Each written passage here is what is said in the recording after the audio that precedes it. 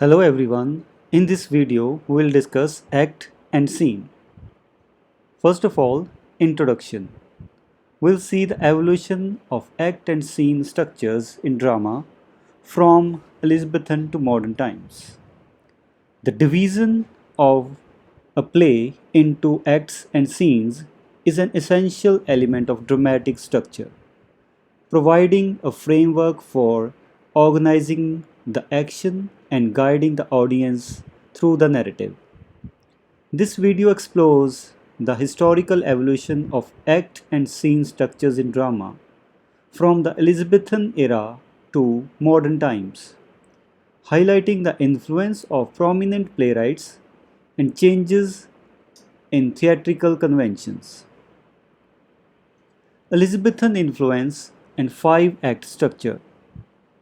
The introduction of acts in English drama can be attributed to Elizabethan dramatists who sought to imitate ancient Roman plays. Inspired by the classical five-act structure, playwrights like William Shakespeare and Christopher Marlowe structured their plays into five acts. Act 1 served as the exposition, setting the stage and introducing key characters and conflicts. It laid the groundwork for subsequent acts, building tension and intrigue. Four acts and the influence of Chekhov and Ibsen. In the late 19th century, writers like Anton Chekhov and Henrik Ibsen began experimenting with the four-act structure. Departing from the traditional five acts, they crafted plays that delved deeper into psychological complexities and character development. This shift allowed for a more nuanced exploration of human emotions and societal issues. The four-act structure often featured a rising action, climax, and resolution in a condensed format. Modern trends and three-act structure.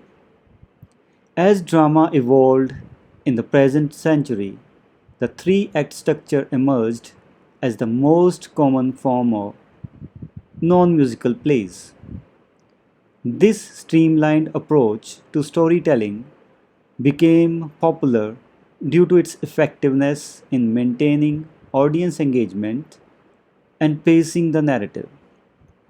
Act 1 introduced the central conflict, Act 2 heightened the tension and obstacles, and Act 3 provided resolution and closure.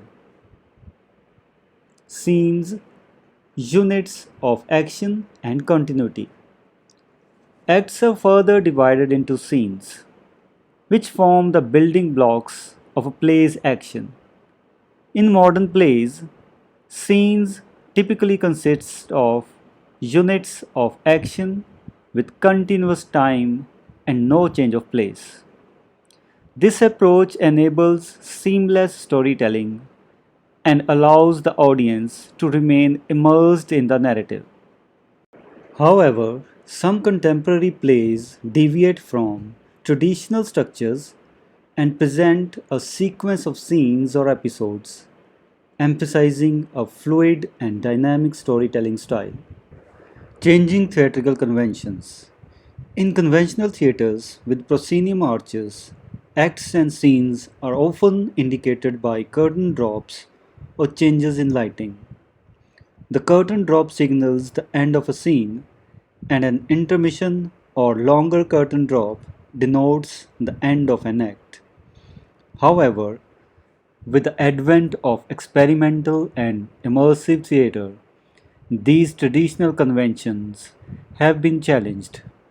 Some contemporary plays eschew formal divisions and opt for continuous performances that blur the lines between acts and scenes. Conclusion.